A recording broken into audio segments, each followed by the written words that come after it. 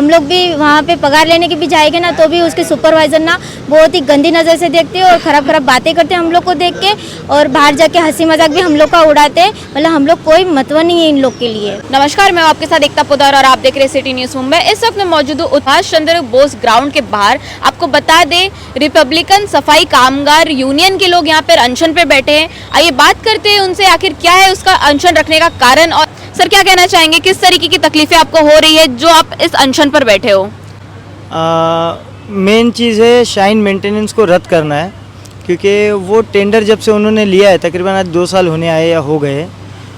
जब से टेंडर लिया है तब से पहले तो सबसे पहली दिक्कत है कि जो मंथली सैलरी देनी चाहिए कामगारों को, आज तक वो उसने टाइम पे दिया नहीं है। हर बार 2 महीना 3 महीने के बाद 1 महीने का पेमेंट देता है, वो भी फ़ोन कर करके हम लोग बोलेंगे कि दो, फिर पुलिस स्टेशन में भाग दौड़ करने के बाद 2 बोलेंगे तो भी वो मतलब 3-4 महीने में एक बार देता है।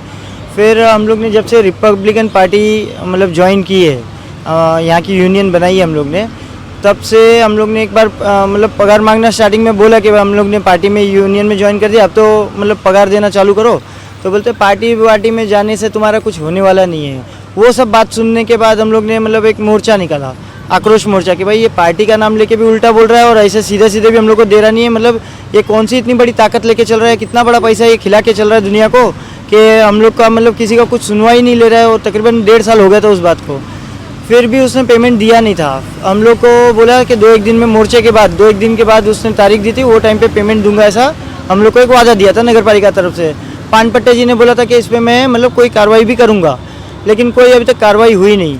फिर हम लोग एक बार पेमेंट लेने ऑफिस पे गए, तकरीबन जिस दिन उसने टाइम दिया था कि इस टाइम पे मैं पैसा दूंगा, उसने बोला था 12 से 4 बजे के बीच में मैं पैसा सबको मतलब घर पे पहुंचा दूंगा।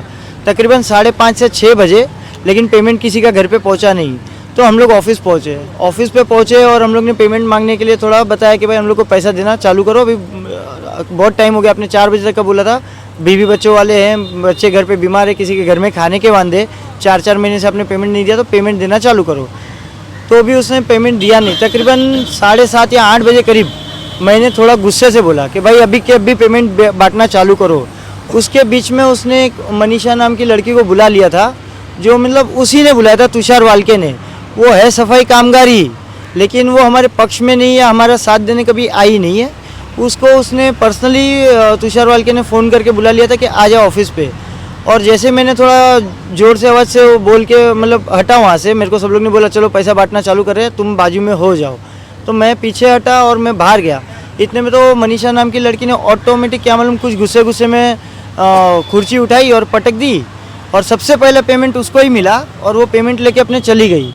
और उसके बाद 2 दिन बाद ये इसने सबने हम लोग को पेमेंट तो तभी दे दिया, लेकिन 2 दिन बाद पुलिस स्टेशन से फ़ोन आता कि आप 7 लोगों पे FIR दर्ज हुई है, आपको यहाँ पे आना पड़ेगा।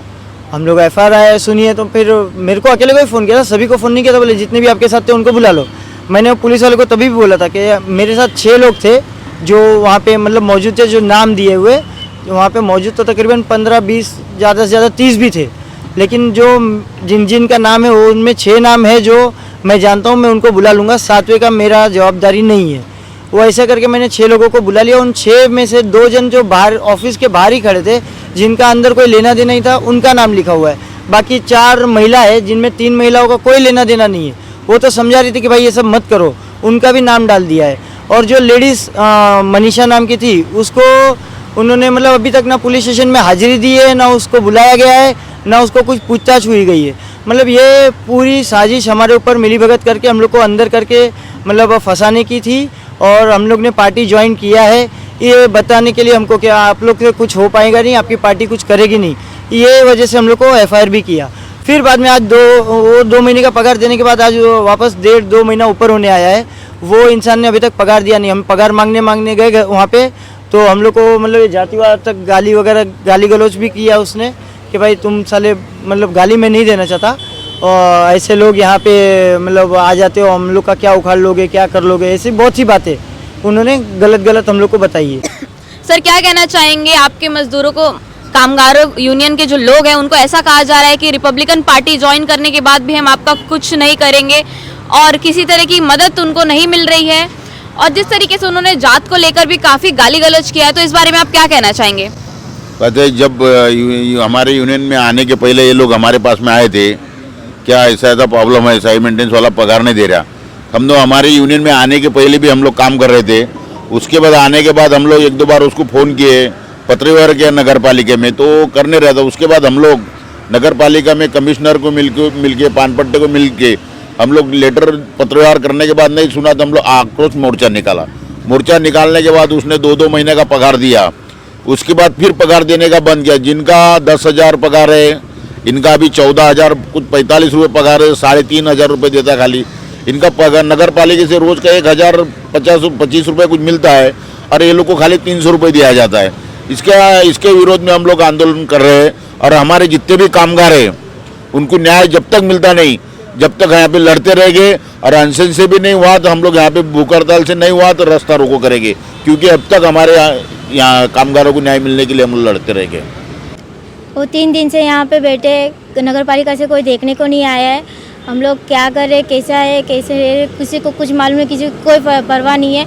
यहाँ तक कि हम लोग के बच्चे को भी स्कूल में नहीं भेज सकते, इतनी हालत हम लोग की इतनी ख़राब है। आने जाने का भाड़ा भी नहीं है, फिर भी हम लोग कैसे कैसे करके हम लोग पैदल चल के इतना दूर से, मैं काजूपाड़ा से आती हूँ, काजूपाड़ा रहने वाली हूँ।